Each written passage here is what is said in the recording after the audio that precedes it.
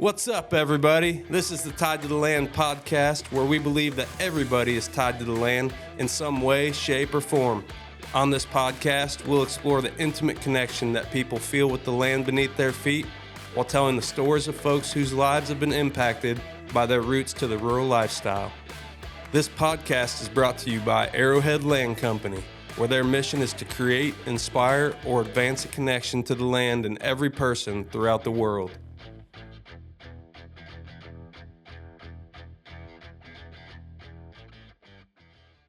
What's going on, everybody? My name's Andrew Schultz with Arrowhead Land Company, and this is the Tied to the Land podcast. We're sitting down today with Joe Marzahl. Joe, what's going on, man? Not much, man. Just working through a few deals, and the sun's shining finally. The rain's a little break in the rain, so all's good. Dude, it has been a wet spring. I think, we're not too far from each other. You're in the Dallas area, and we're up near Tulsa, but it has just been nonstop rain. We're lucky to get a one-day break of sunshine. Oh, it's been crazy. I can barely cut my grass. The land's all muddy. I mean, yeah, it's just been, it'll be nice for hopefully the next week. It's supposed to not rain, so knock on wood. Fingers crossed. And fingers crossed that we didn't get all of our rain for the year in the spring here, and that we're not summer like we have. 100% we will. It'll go right into a dry. It won't rain again until October. We're thinking positive here, Joe. We're thinking positive. So, man, well, I don't want to hear your whole life story right out of the gate here, but if you don't mind, tell everybody a little bit about yourself and what you're doing now, anything that you feel compelled to share, and we'll kick this thing off that way. Yeah, so I got into land sales less than a year ago, left the corporate world. I was at a company called Hilti doing marketing there at various levels, and just got fed up with that and decided to make a career shift and haven't looked back. But my wife and I, we have 5 kids, live down in Dallas, and then own 130 acres up in Medill, Oklahoma, that we've turned into a little business. Wasn't the intention, but yeah, things are going great. I don't regret it one bit. That's awesome, man. I want to dive into a lot of what you just touched on, but we'll start out with when you were in the corporate world, looking to get out of that realm and get into land sales. When did you first start entertaining those thoughts of like, hey, maybe this is not what I want to do the rest of my life? And how long did it take you to build up the courage to make that jump? And then I want to hear all about what it was like once you finally pulled the plug and you made the leap and then started full-time in land sales. Tell us about all of that.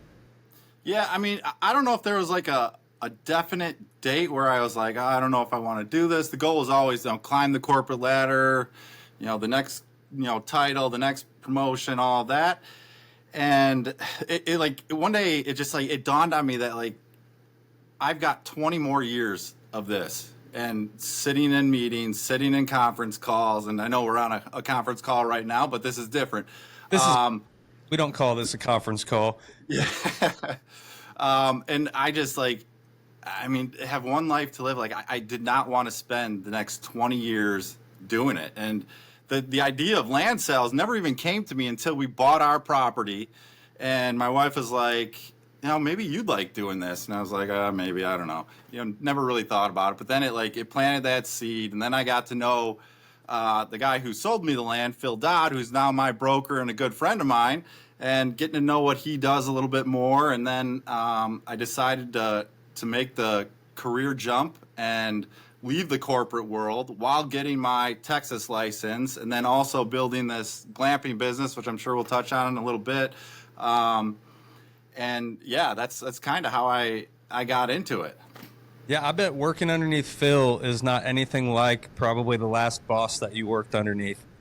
It is nothing like it. And I still have, 20 years of habits. And he's like, why are you sending me this stuff? I don't need to, just do what you need to do.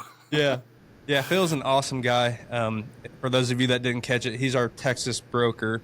And so Joe works underneath of him, and Phil's a great time. We're blessed and thankful to have him on the team.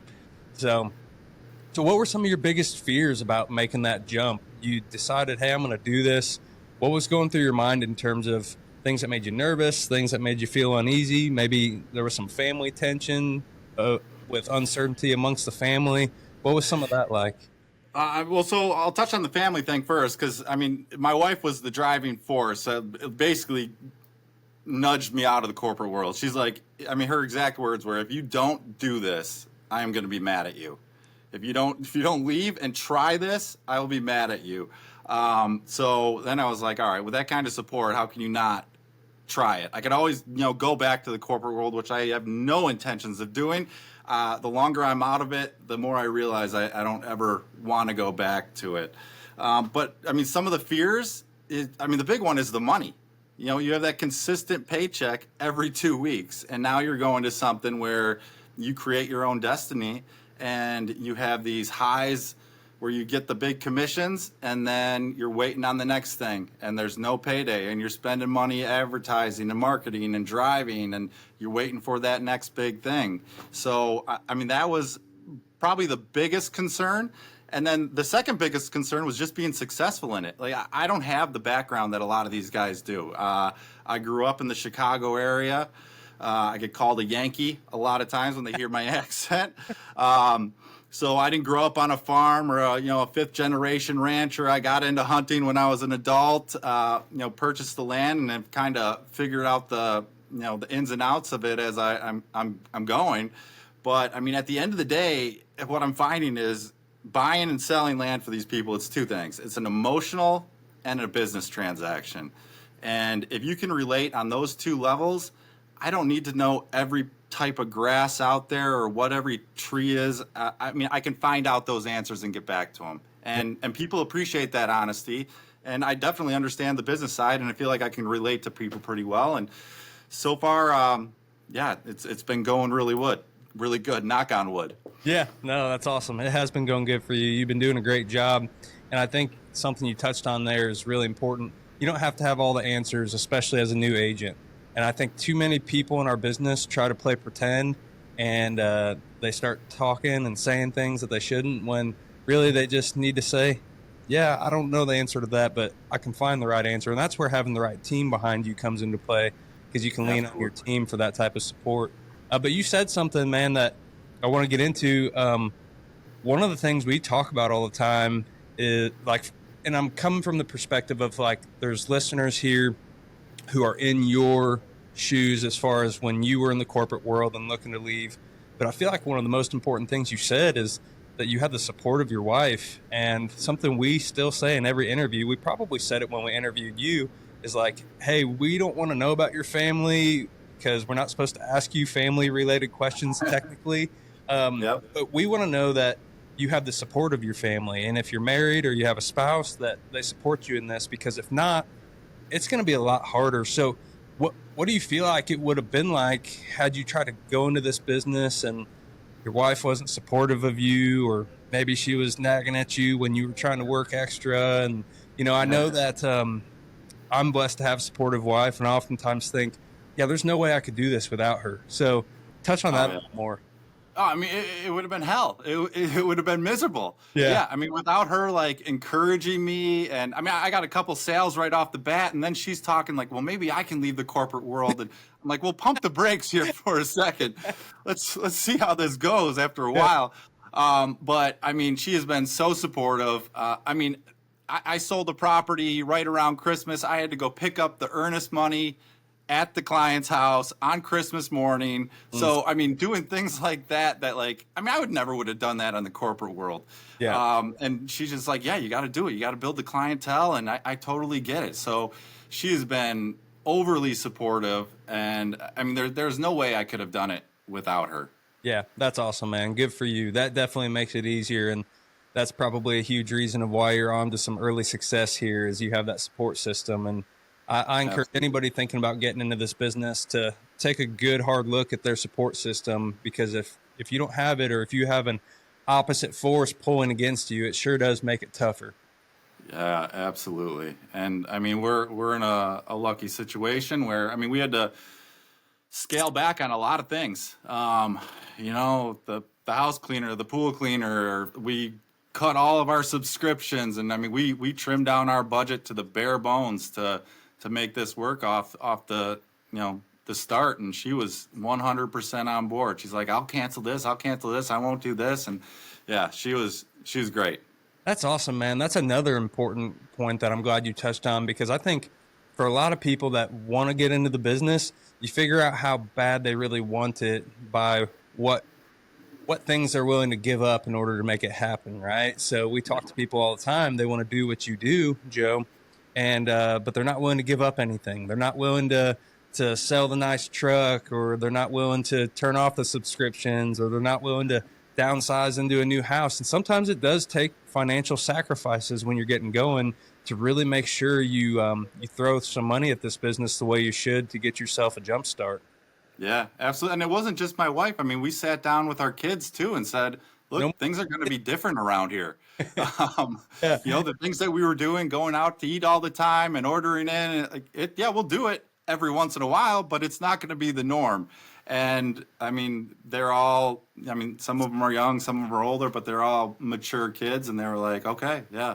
And I mean, one of them said, like, I think you're going to be a lot happier doing this. And like, I will never forget that. that's awesome. Yeah, man. I mean, having the support of your kids because they want to see dad happy. I mean, that's got to feel good just knowing that they don't care as long as you're happy. Exactly. Yep. What do you feel like are some attributes or some characteristics or things you gained in the corporate world that you've been able to leverage in your real estate business, right? Because obviously you've learned some tools and some tricks up your sleeve that have made you better prepared to do what you're doing now, and maybe from a different perspective than a lot of agents. You know, you talked about being from Chicago originally, and you weren't on a farm or a ranch, and you know, you got into hunting in your adult life, so you don't have necessarily, you know, 30 years of what I'll call a country bumpkin experience to just rub elbows with the good old boys. So like what is it about your corporate experience that you feel like lends itself well to what you're doing now?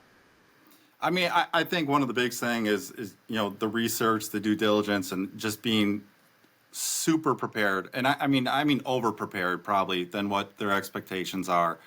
I mean, when I was in the corporate world, I worked in marketing, and not advertising and communications, but like strategic marketing, where I was developing business plans. And that's where I started. I was like, all right, I'm going to create a business plan. I'm going to say, I got 2 states to focus on, and I'm going to treat it like a funnel, look at the growth patterns, the competitive nature of the area, and treat it, just funnel it down. And okay, these are the areas that I really want to focus on. Here's what I need to focus on. Here's what the buyers are looking for. Here's what the sellers are like, and start targeting those people. And then when you get some people that reach out, I mean, do the due diligence to understand what makes them tick.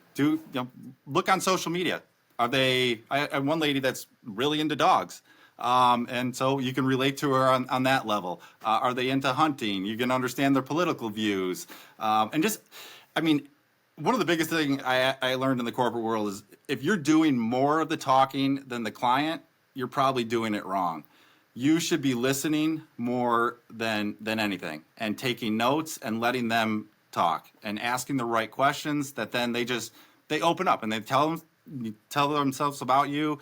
And I mean, you can get so much from that. And then you just keep whittling it down, and follow up and persistence. At the corporate world, I had a ton of responsibility at a big team, but it was for North America. So a lot of people didn't report to me. So I had to get a lot of people to come along with me. And the follow through and persistence with that has carried over into this. And not being a pest, knowing when to like back up, but when to, hit the gas a little bit too.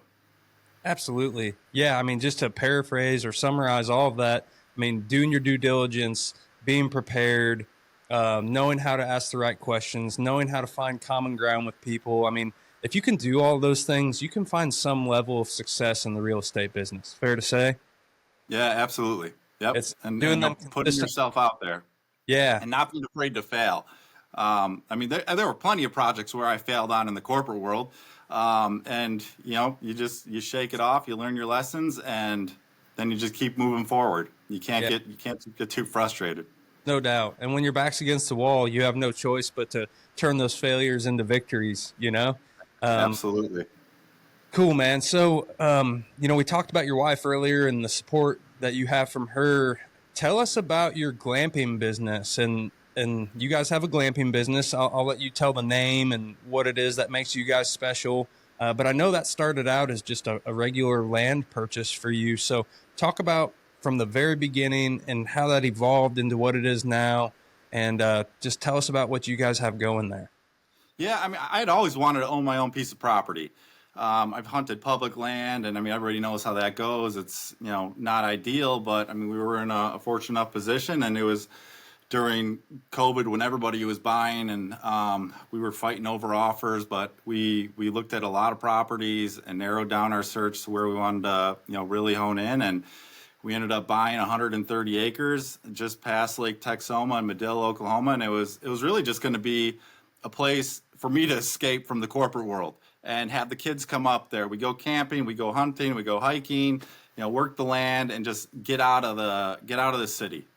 Get the kids dirty, get them scraped up, and have fun up there. And then we stayed at an Airbnb, and my wife and I were sitting there, we were drinking beers, and we're like, this is all right, but I think we could do this so much better.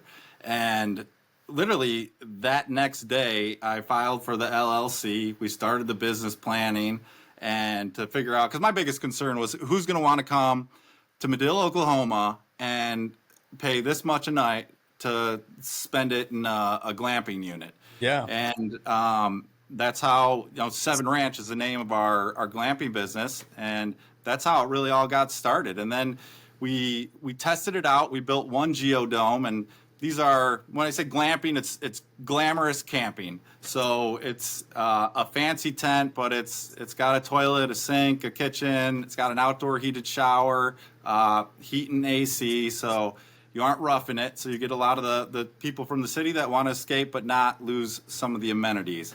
And the demand was great. And we built that first one in the dead of summer. We built it all ourselves, and it was absolutely brutal. Mm-hmm.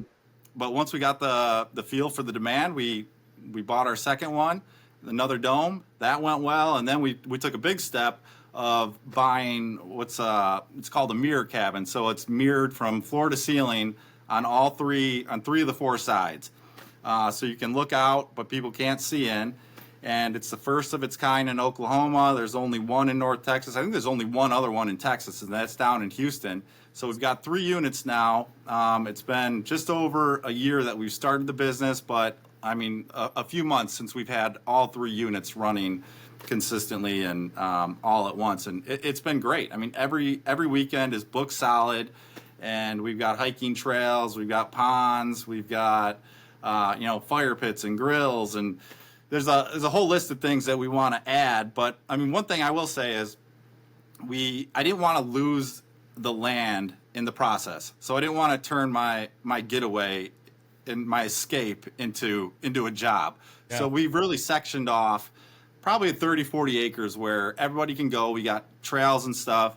But then, the rest of the 90, 100 acres is still to me. I can go out there, I can hunt, drive the side by side, do whatever I want. So it's really kind of the best of both worlds. And I don't know if we're going to expand anymore. We're going to let this roll for a little bit for now. But it's been going really well. And I know I'm probably rambling here, but good. It's surprising how many people reach out to me that are like, I want to buy land and, maybe, put a venture on it, or like an Airbnb, or do some type of getaway. And it's an instant connection. No doubt. So if you don't mind me, I'm going to pry a little deeper into this just for those people who might be listening is what I'm trying to say, who have thought about doing something similar. So what is the ballpark investment of like having a geodome on the property and making sure it's hooked up to utilities and you've got a septic system? And I mean, do you mind sharing? It doesn't have to be exact, but what is someone looking at if they wanted to do something similar on their piece of land? Are they looking at $100,000? Are they looking at $50,000? What does that look like? Yeah, I mean, it really all depends on what they've got on the land to start with. So we had a well, a good well, and we still have it, and we had electricity. So those were 2 big check marks right off the bat. We had to put in the road work, we had to build the deck, bought the dome, put in the septic, and then all the hardscape, landscaping, and everything like that. I would say the investment for one unit was probably around, with all the stuff that I just mentioned, probably around 60 grand. Yeah, And I mean, the ROI on that is going to be less than a year.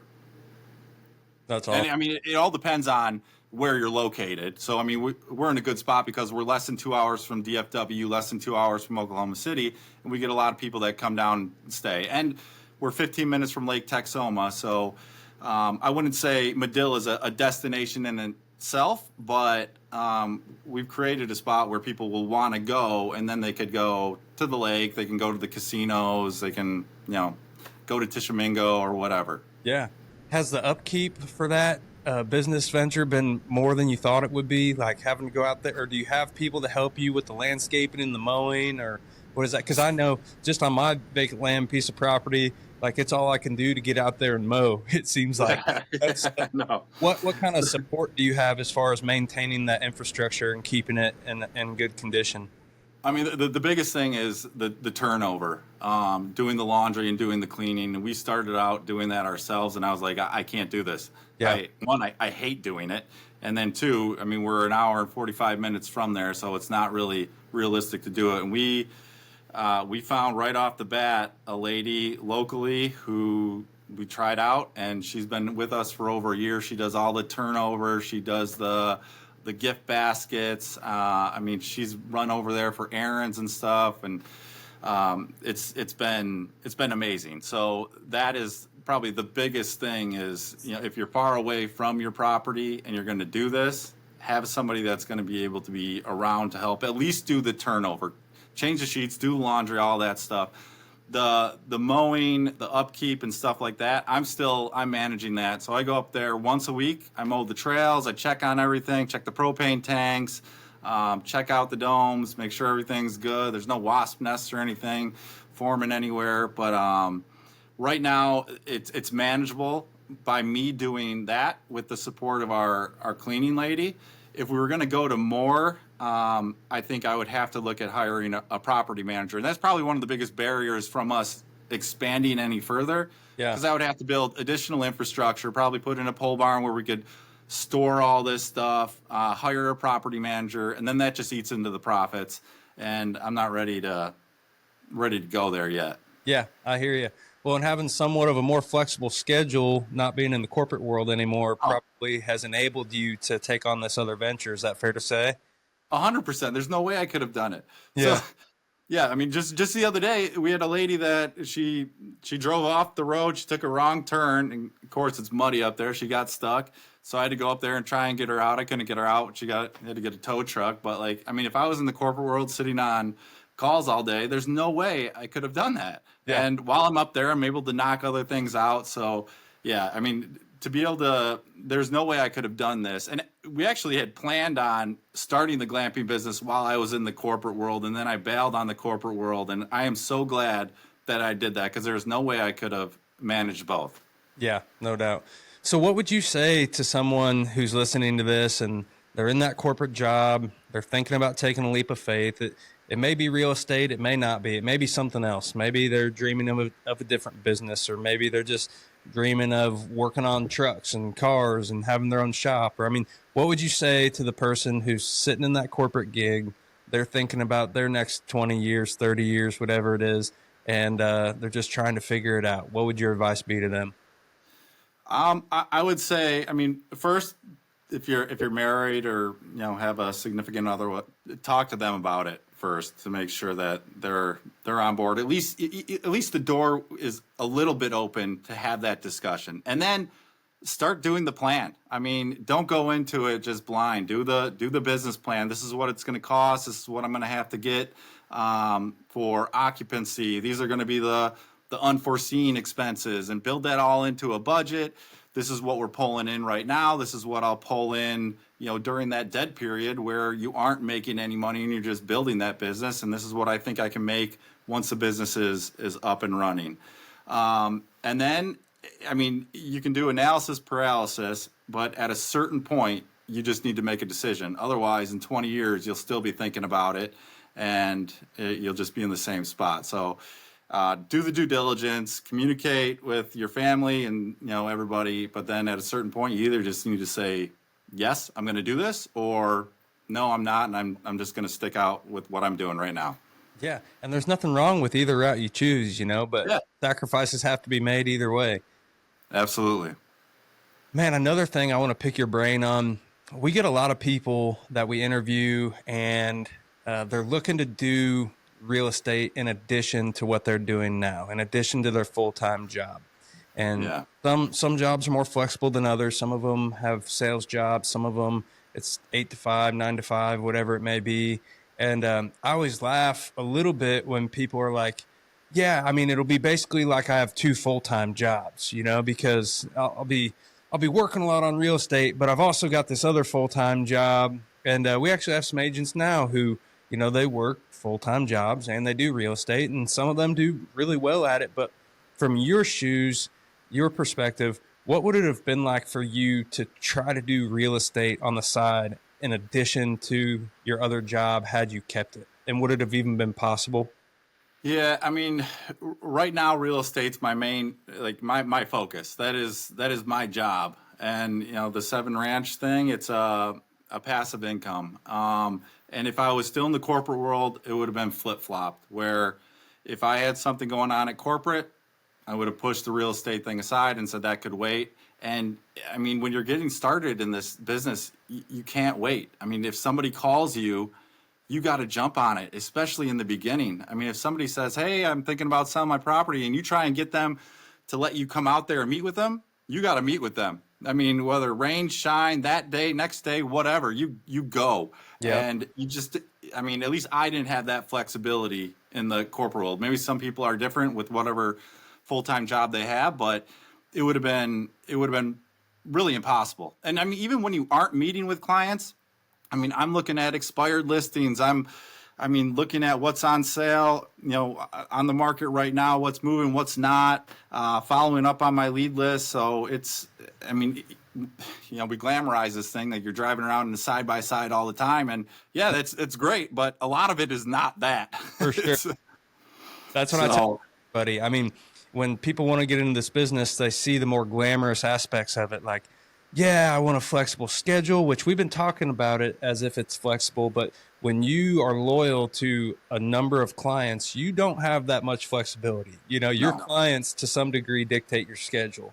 At least early on when you're trying to make something of yourself, like you said, you drop what you're doing and you go service them if you can. But they see the nice trucks and the side-by-sides. And I always make the reference of like holding hands, skipping through the prairie, and this business is way more than that, for sure. It's sitting behind a computer. It's taking calls at all hours of the day. It's following up with people. I mean, it's juggling people's real life money, which is very stressful.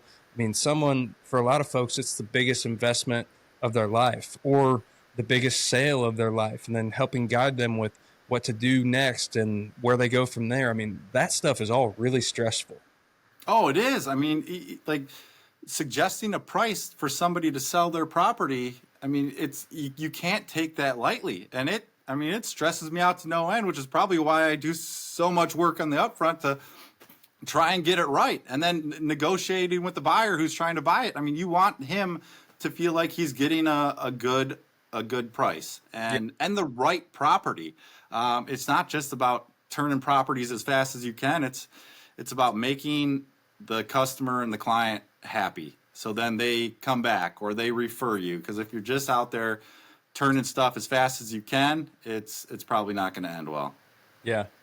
Yeah, man. It all, like you said, preparation is so big. And when these decisions for these people are so important, you don't want to look like the guy that doesn't know what he's talking about, especially as a new agent, because you don't have an extensive sales history to call upon. You can't talk about the 2 or 3 or 4 farms down the road you sold. So you better come in guns a-blazing, with your homework and your research and your due diligence to where they understand what you're saying and they feel confident in you.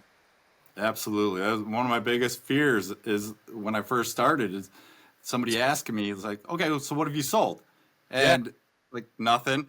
But I mean, there's ways to work around that. And I mean, my first sales, I over prepared and I had all sorts of literature and stuff and, printed out and all fancy and did my homework and, reaching out to other agents. I mean, I call Phil, my broker, all the time. I mean, I've got him on speed dial and luckily he's great. He picks up the phone all the time. And having a great support system and the other agents too, depending on what property it is or what kind of client you're working with, we've got everybody that in one way or another has experience doing something that everybody is looking for.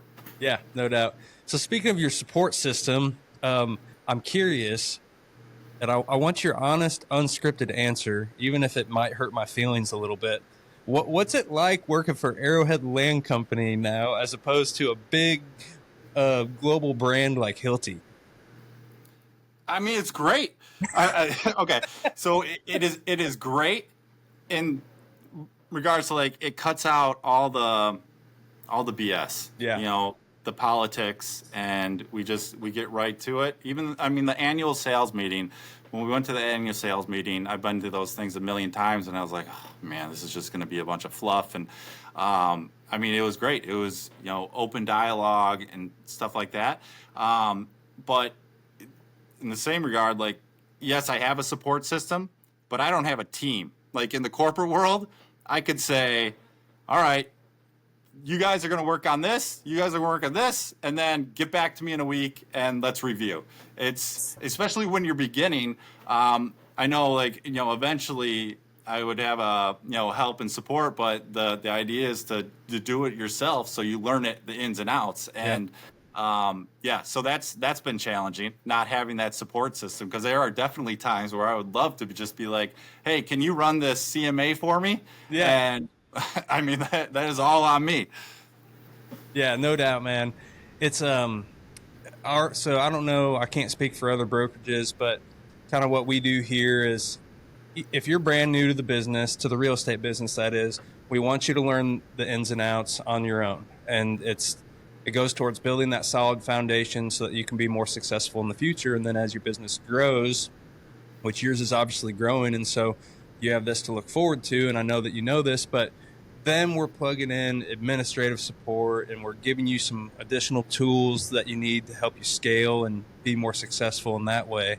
I've probably said it on the podcast before, but what we say here at Arrowhead Land Company is we want to enhance your earnings while simultaneously increasing the quality of your life. Or maybe I said that backwards. Increase your earnings while simultaneously enhancing the quality of your life. And there's a lot of burnout in this business, and there's not a lot of longevity unless you can figure out how to keep your quality of life well and have an abundant quality of life. And so that's kind of what we strive for here, and you're doing a great job of learning the ropes. I wish everybody was as thorough as you and as detailed and planned as you and as just eager to go out and make things happen, man. That's awesome.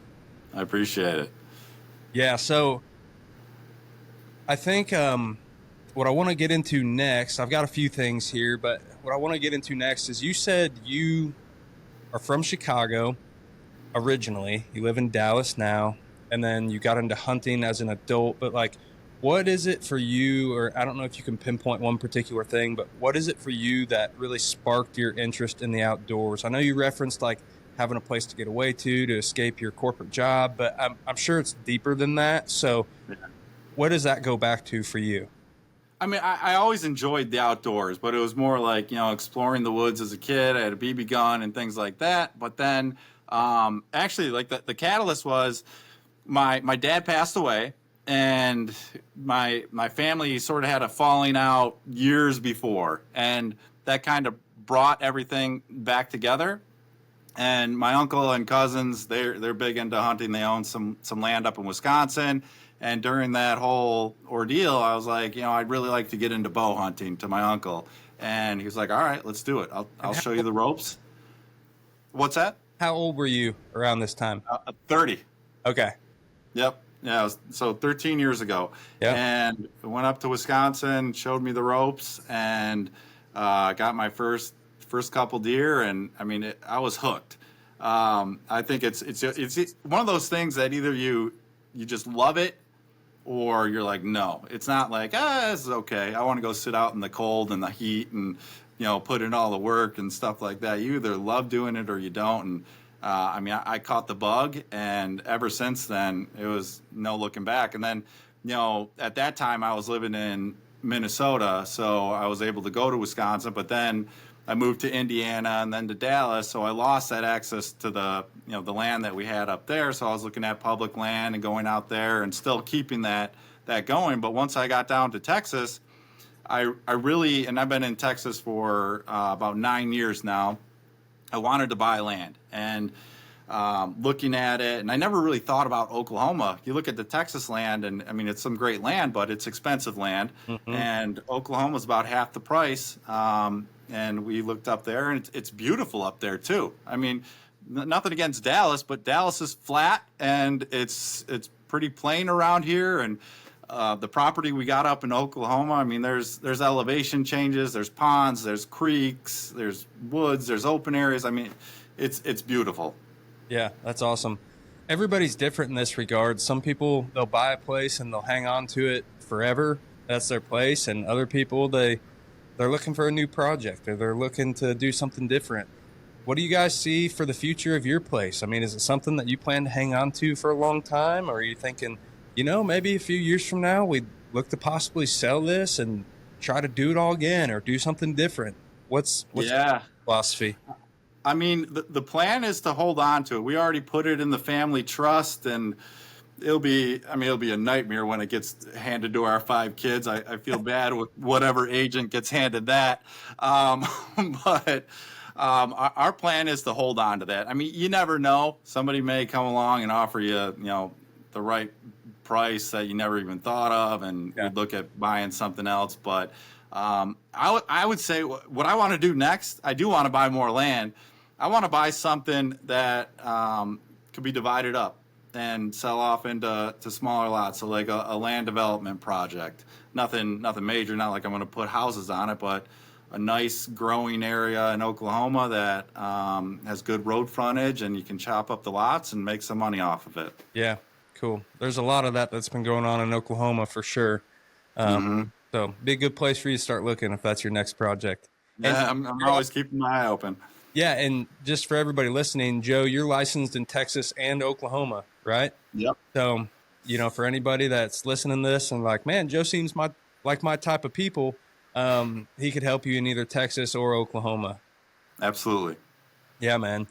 So I want to ask you a few questions here.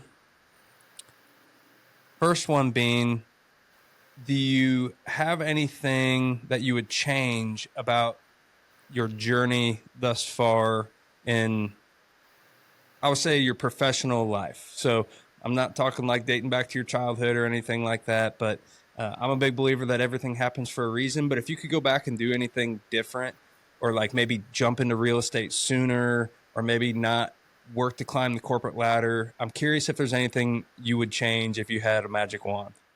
Yeah, I mean, the short answer is yes. I would have gotten into it sooner, but looking back, just the timing was not right.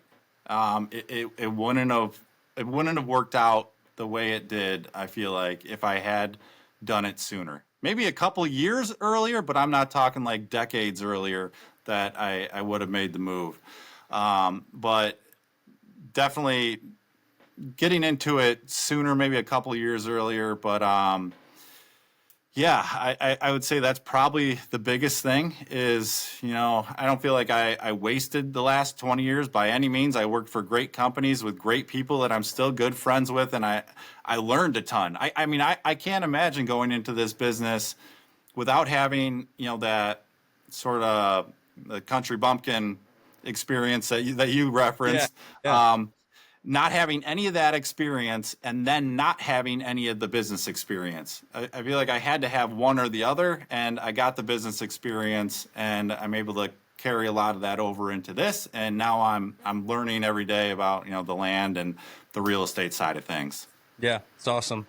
So as a newer agent in the business, like we've talked about, you're really organized and very detail oriented. Do you have any specific goals for yourself in the near future as far as your real estate business goes? Yeah, I've got every year since I got out of college, I put together a list of goals, and I wanna sell 15 million this year. I wanna have 20 listings on average. After you and I talked the other day, I added that one to it. I like, I've got targeted areas that I want to start really planting my roots in. So, I mean, right now it's wherever anybody wants me to go, I'm going. yeah, But I don't want it to be like that in 10 years where I'm just driving all over the place. You know, Texas is a huge state. I want to really put my footprint in the North Texas and South Central Oklahoma area. I know those areas. We live in those areas. I got the property up there, and creating a reputation that then I can continue to get referrals and references and name recognition. yeah, absolutely. Well, I think those are great goals. 15 million in your first year of real estate. That's awesome. And, I would say you're probably going to hit that, man. You might have to set Hope so. your goals. Well, I hope so. We'll see. Yeah. I'm not going to get cocky about it, but yeah, it'll be a lot of things got to happen. So, you know, getting the listing and then getting it under contract and then getting it to closing are big, long steps. And there's lots of things that could happen along the way. Is it harder than you thought it would be, honestly? So, I mean, I never expected to have the success I had out of the gates. And I tell my wife, oh, it's just luck. You know, somebody reached out to me on Facebook and she's like, it wasn't luck. You were putting yourself out there. You were doing the social media. You were sending the mailers. And I mean, she's right, but it's also, I was in the right place at the right time. Yeah. But then I also followed up and I followed up more. And so I feel like I'm ahead of where I thought I would be. If you would have asked me a year ago or, you know, at the end of 2024, if I would have had a $15 million goal this year, I would have said, no, you're crazy. There's no way I'll sell that. I mean, my goal when I first started was I wanted to sell one piece of property before the sales meeting, so I didn't go in there without having sold anything. So Crush that. yeah, I did. And that was a big monkey off my back. But it's just like anything, like you hit that bar and then it's like, all right, now what's the next bar and the next bar? Yeah. You got to keep that edge, man, or else you'll get passed by in this business. I mean, there's always gonna be somebody out there that's more hungry than you if you let that motivation or that discipline lapse, you know? Yeah, I mean, you almost have a certain element of never being satisfied. And I say a certain element because if you're never satisfied with anything, you're probably going to burn out. But you got to have that drive of wanting to do more each time. Otherwise, yeah, you will just become complacent and people will pass you by. They'll do different things. They'll get your listings and you got to have that drive, but you got to find the time to at least take a little bit of a break. And it is really hard in the beginning to take a break. And I don't take breaks. I feel like I'm working all the time. I'm answering my phone. I mean, my wife yells at me when I'm answering it at dinner and have to step away, but it's like, I have to do it. I don't know who's calling. Yeah. When I was in the corporate job, if a random number called me, I would never answer it. Yeah. Ever. Just right to decline. Now it's like, okay, hello, and instantly answer it. Man, have you ever been a part of a company that you would consider to be corporate that didn't have what you just described? Kind of like they had that more of the entrepreneurial mindset, even though they were corporate, instead of like this, oh yeah, I'll just get to that later. Oh yeah, I'll get to that when I'm off of vacation. I mean, I'm curious. I know you said you've worked at some different companies, or when you work somewhere that's corporate, is it pretty much the same recipe everywhere? It has been. I mean, I worked for massive organizations, so I mean, billions upon billions of dollars. So the common thread is they all talk about, and this is no knock against any of them, they're great companies. They all talk about, oh, I want to be innovative. Yes, we'll be entrepreneurial. But at the end of the day, there are so many steps and procedures to do anything. It is a barrier to get there. And they end up with growth, but it's minimal growth each year and it's consistent, which is fine. It's working for them. But yeah, so long story short, no, I have not worked for a company that has had spoke about that, and then acted on it. Yeah, no doubt. That's one of the reasons why, of course, I want us to grow as a company and I want to hire more agents and do great things. But I'm also like fighting as hard as I can to make sure we never get there. Because every company who grows enough eventually does. And I promise to be a resisting force towards Arrowhead Land Company ever becoming corporate.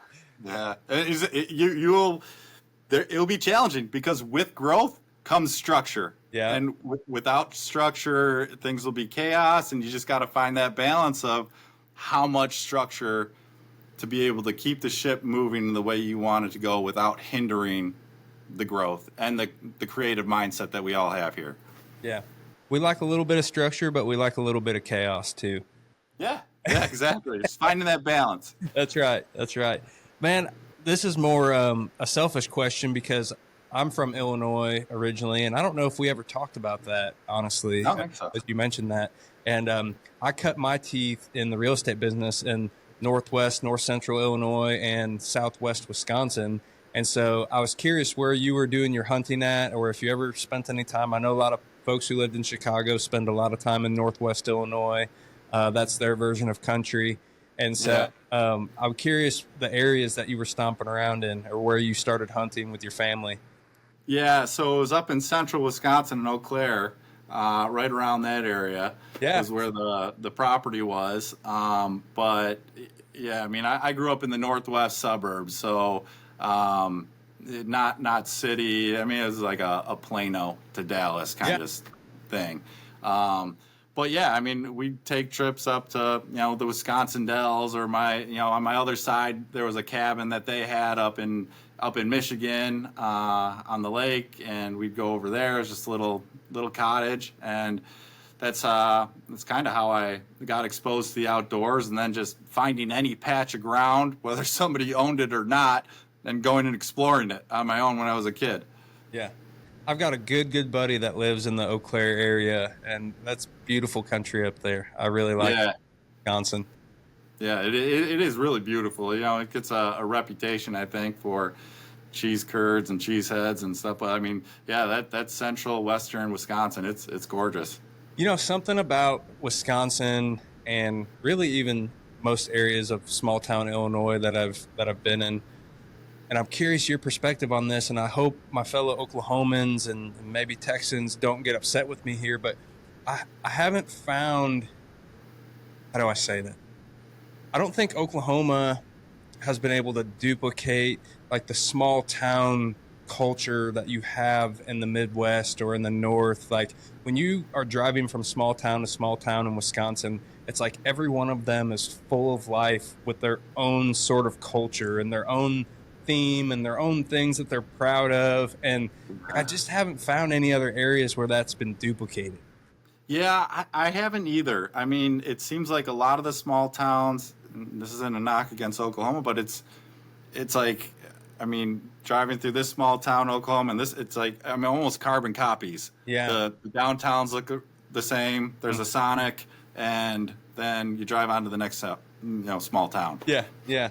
I've often wondered if that's just going back to the Wild West days, and Oklahomans are still a little bit rough and tough, and it's kind of every man for himself. And of course, there's people here that they'd break their back for you. You know what I mean? But it's been interesting to me to stop and reflect on the two cultures and how they're different and the pros and cons. So I was curious what you thought about that. Yeah, no, I mean, but I I loved growing up in Illinois, and I went to school in North Dakota. So I grew up in that whole area, but I have no plans of going back. I love Texas. I love Oklahoma, and I don't ever want to leave. Yeah. Awesome, man. Well, I hope you never leave either, because you're off to a hot start in your business and you're doing great things, and I want to see you continue to grow. So this is the Tied to the Land podcast, and as you know, you guys have a pretty strong social media presence by you guys. I mean, you and your wife and what you guys are doing with Seven Ranch, and what makes you tied to the land? What is it right now that sticks out in your mind in terms of just being important to you and keeping you rooted in the outdoors? Yeah, I mean, so purchasing the land was the first thing, and walking on that property the first time after you close it, there's no better feeling that this is your property and you can do whatever you want with it. And we decided to make it into a little business that pays for the land and then some. So obviously doing that and then sharing it with other people to experience, what we see as beautiful about our place, the little waterfall, the creeks, the paths, the stars, getting out of the city. And then also, just finding the time to get outdoors. So, earlier this week, me and Phil, we went turkey hunting, and it wasn't on my place. It was a place up in Loco, Oklahoma, and we got a turkey. And a couple weeks before, we were out there trying to get turkeys, shot a pig, and just trying to continually to create those memories and just get out as much as I can. I love it. In the moment, sometimes you're like, holy cow, this sucks. Because we almost got carried away by the mosquitoes. It was so bad. But it's almost like the more painful the experience is at that time, the more memorable it is later on. Amen. And you're like, that was such a cool experience. I love it. No doubt. Well, man, where can people get a hold of you at? Social media, email, whatever you want to share. How can they get in touch with you? Yeah, if you Google 7 Ranch Getaways, you'll find our website. We're on Airbnb. We're on Instagram. We're on Facebook. But I would say if you're looking to book, go to direct. You can avoid all the Airbnb fees and all that stuff, and get a better price. And if you just Google 7 Ranch Getaways, you will find us. And how about on the real estate side of things? If somebody's looking to buy or sell and they want to work with you, how do they get a hold of you? Yeah, reach out to me. My cell phone is always on. I got it. 469-596-9016. And then email is Joe Marzahl at arrowheadlandcompany.com. Right. Or you can just go to our website and search through the team and you'll find me. Yep, absolutely. Well, Joe, thank you for your time today, man. And thank you for your transparency about what you've got going on in your businesses, I should say, and your family and how they've supported you. I just appreciate you sharing that with everyone. And thanks again, man, for your time. Absolutely. This has been great. I appreciate you having me on. All right. I'm Andrew Schultz. This is Joe Marzahl. This is the Tied to the Land podcast, and we'll see you next time.